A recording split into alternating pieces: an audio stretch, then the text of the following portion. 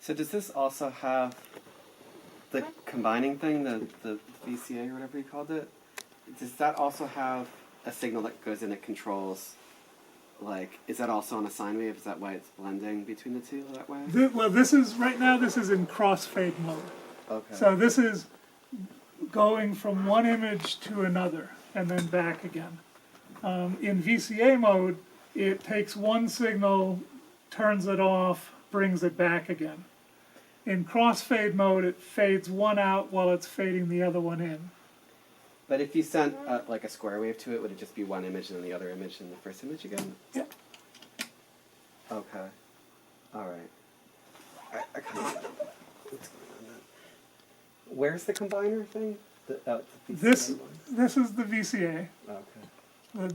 The two inputs right now are coming from this oscillator and this oscillator. And then this oscillator is the control in here. I see. This is the attenuator for the control. So there's one oscillator, there's the other oscillator.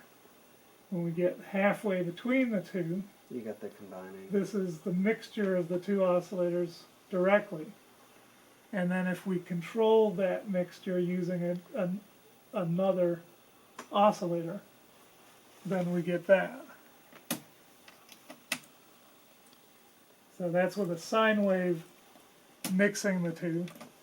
That's with a triangle wave mixing the two. Okay. Huh. And then if we turn it down, so we're not completely mixing it one way or the other. Like there, we're not changing it. There, we're 50-50. We're just getting half of both images.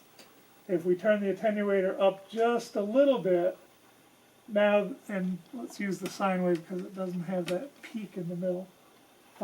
Now we've got the third oscillator just moving that 50-50 point a little bit off center, back and forth as it goes. It's not going all the way one way, all the way the other. It's just a little wiggle back and forth from that 50-50 mix. And as we turn the attenuator up, it gets more and more off of that 50-50.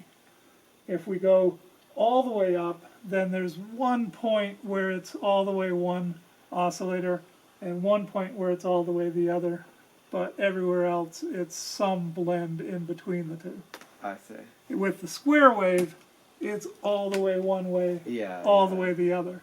But we can still use the attenuator, and then instead of 100% one or the other, it's 25%, 75%, or two other numbers somewhere in between. So it's, with the square wave, it's suddenly doing this. With the sine wave, it's doing this. Right.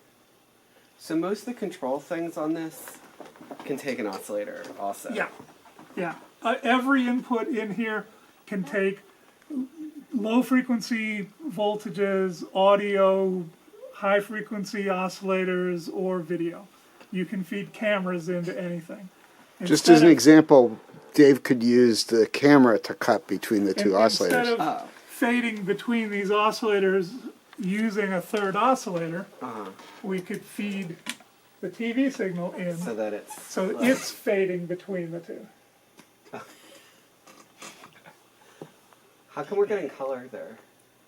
Because it's a color television signal, and the way way I described that subcarrier signal, it's a black and white image with the voltage going up and down, but mixed with that is that very high frequency subcarrier oscillation. The VCA responds so fast that it's responding to that subcarrier, that very high frequency oscillation. So it sees it as a control voltage, and it's adjusting it, adjusting the crossfade up and down over and over and over and over again at basically faster than your eye can see, at like pixel rate.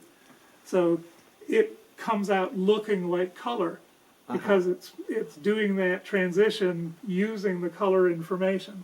I see. Do you have a color kill on this? The only color kill in here right now is in the keyer. Okay, got it. But there will be a color kill module that'll just be a little utility module with 4 color kills in it. Okay, cool.